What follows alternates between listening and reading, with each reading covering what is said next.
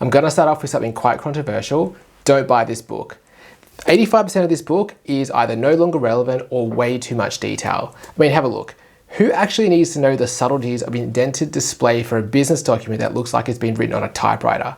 So in this video, I'm going to teach you the 15% of the pyramid principle that actually matters and how you can apply it to your slide decks. At its most fundamental level, Minto's pyramid principle is all based on the idea that the mind automatically imposes order on everything around it. So the logic is, if your reader's mind is automatically going to impose order on the things that they read in your presentation, then you can make it easier to read for your reader by organizing your arguments logically so they can consume them easily.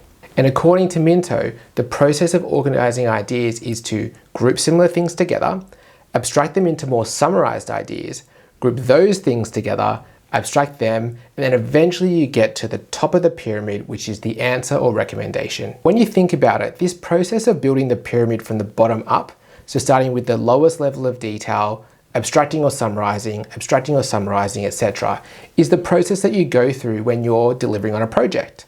You run the analysis, you synthesize the analysis, and then you draw conclusions from them.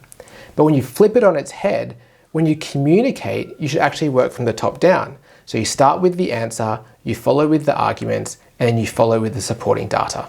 So that's the theory. What does it actually mean for your presentations? So to understand what the pyramid principle actually means for your presentations, I'm going to flatten the pyramid. So it looks like a presentation that's laid out on a table.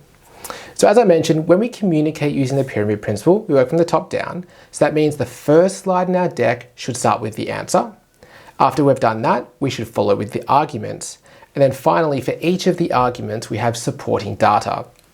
And as you can see here, we've simply flattened the pyramid and turned it into slides. So because the pyramid principle says we need to start with the answer, the first slide in our presentation is the executive summary. And the executive summary should summarize the argument that flows throughout the entire presentation, but it also should be understandable without reading any of the subsequent slides. So the executive summary should be standalone. You should be able to pick it up, read it, and understand exactly what the whole presentation is saying.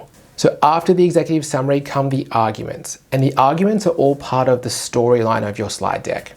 So you have some arguments that make up the situation, some that make up the complication, and some that make up the resolution. And this is the typical storyline of any consulting slide deck. And by the way, if you want to learn more about storylining using this situation, complication, resolution structure, I have a complete video on that I'll link at the end of this video, so just hang around for that. So now let's look at a McKinsey example of this in action, and this project was for the US Postal Service. In this example, I want to focus on how they communicate their argument in a pyramid structure. So let's look at the first few slides. These arguments are part of the situation component of the storyline and are setting the scene for the complication to come.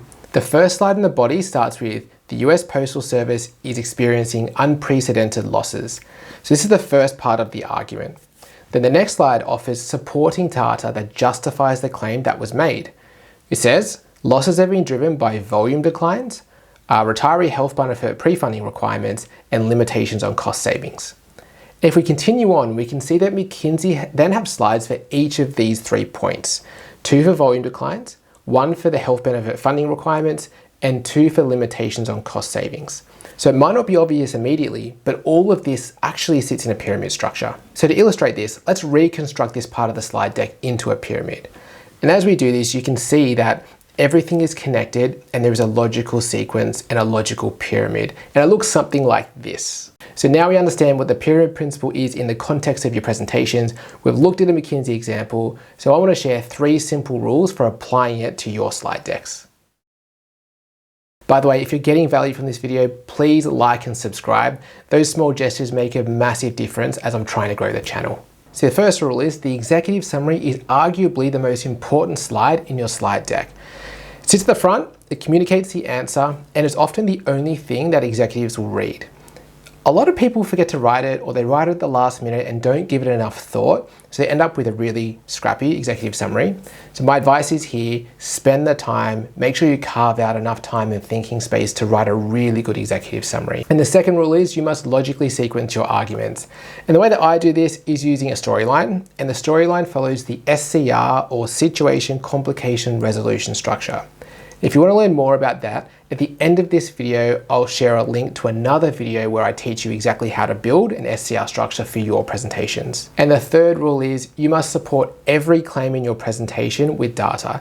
There shouldn't be a single claim, no matter how small, that isn't justified by some kind of supporting data. Even the smallest claim that isn't supported by data can be disputed by a senior executive, and then the whole slide deck loses credibility.